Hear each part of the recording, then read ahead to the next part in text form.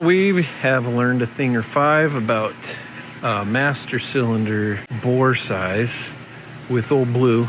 So today, working with another product from Wilwood with a 3/4 inch bore. If you don't know, we put a 1-inch bore Jeep master cylinder because it was laying around. We had everything, so we just threw it in Old Blue, and we've been running on it for a while. But the pedal feel is awful.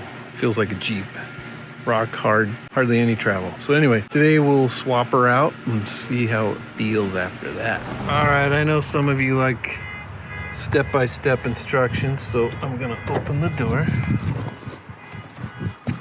Gonna find the release. There we go. Hood, latch, go. And finally, Step 4, open hood. Step 5, locate master cylinder and the tools needed to get the job done. Somewhere in there. As you know, Dave installed this. What you might not know about Dave is his disdain for anything metric. So all these nuts and bolts are SAE because America. That just means I gotta go find some SAE tools. Easy, no problem. I just like to use the right tool for the right nut. Explain it to the viewers. Your system does not require the removal of the wishbone. No, because this is threaded Jeep shaft here. Yeah. So all we'll do now to make this easy. Easy? Since this is up high, if you undo the lines here, we can just. We don't even have to bleed the system. There'll be very little trapped air right here. Oh, just pop and then back. we go to bleed the brakes, we'll just crack these, put a rag, we'll bleed it here. Down. What little air gets behind there will be fine. Sure. And the whole reason we're doing this is 3/4 inch or 1 inch bore. Yeah, right. And it works great, and I'm used to it. It's like driving a Jeep, but I think we could have a kinder, gentler pedal if we had 3/4. For sure. And we do. We do. Dave is attempting to figure out the figuring. Yeah. Here's what we had to work with against each other. We're lining up and seeing the Wilwood neck protrudes further towards the firewall than our current arrangement. Well, we could adapt this to the Saab. I guess go take it off, and then you'll understand why it's such a pain, because underneath the dash with all the swinging pedals, trying to adjust this is nigh to impossible, where the beauty of this system is I was adjusting it right here where we could get to it. I can still use this, but we'll have to make longer arms, which we could do. All right, well, let's see. This is the bit I guess we're griping about. I don't even see a clip on this guy. Stand by. All right, well, that's the gizmo that threads into that funky end in the Saab brake pedal clevis mechanism. Let's see what Dave's got to say now. 15 worked wonders. Okay, so this goes into the adjustable part of the original one, correct? Yes, the clevis is still on the pedal. Perfect. All right. Then that was our dust seal. So this is the length we have to come up with. So let's go back to our thing here. So there is enough room behind there, technically, because this was sticking out right about like that, right?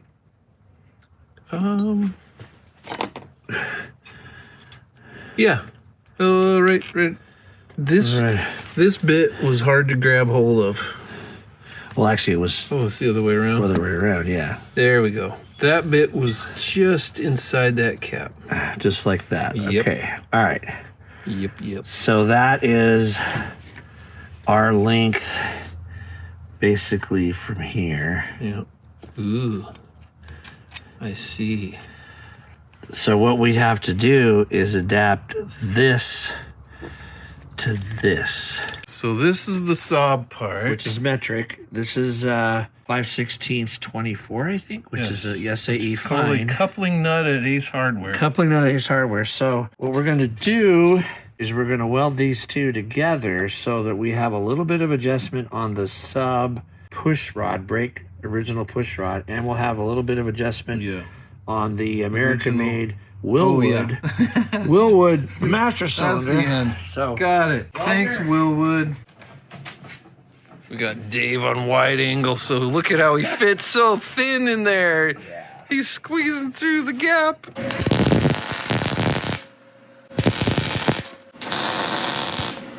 All right, that'll do it. Nice, Dave. I'm just dressing up the weld a little bit. Like Dave was saying, you weld on something new. Sometimes you gotta chase the thread. Like they get hot and cold. And just chase it real fast.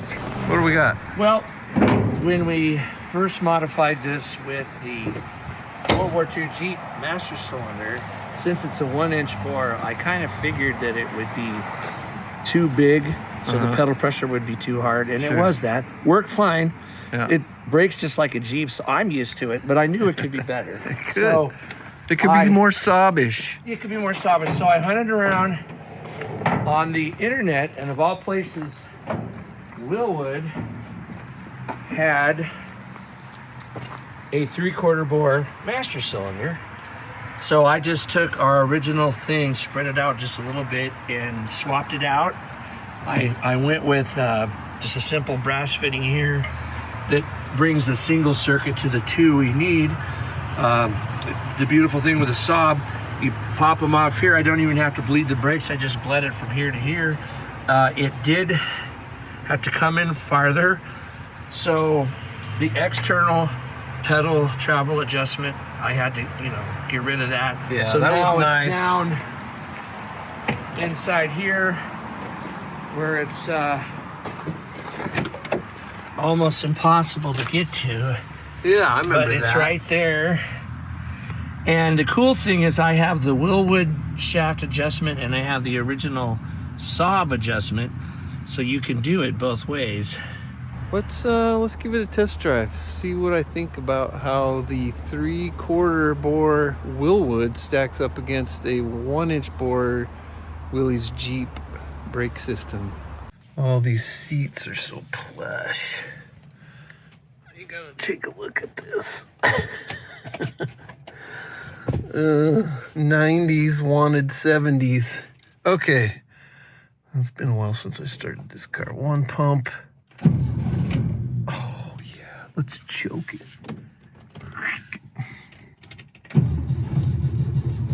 Pumping. Oh, I like it. Oh, Blue, you love to run. Push the choke in.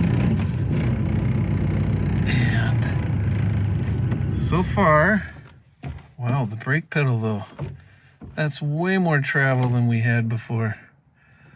I like that. Choke. That's so nice. Probably better let it run half a second. Oh. It likes choke. Oh man, that feels good already. Okay, so he says, crank the wheel from where you're at, and I'll be able to get out of here if I can keep it running.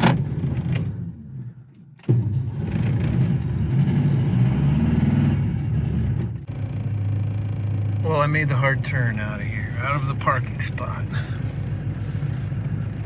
Oh, that's so nice. Look at this. And I'm stopped. And I'm stalled. Poor car. I'm so sorry. I know it's like 37 degrees or something. More brake. Oh, that feels good. Yes.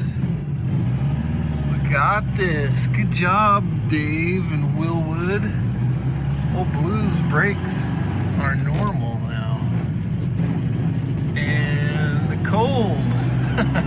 Go, go, go. All right, well, first impression, never install a 1-inch bore master cylinder on a boostless brake system.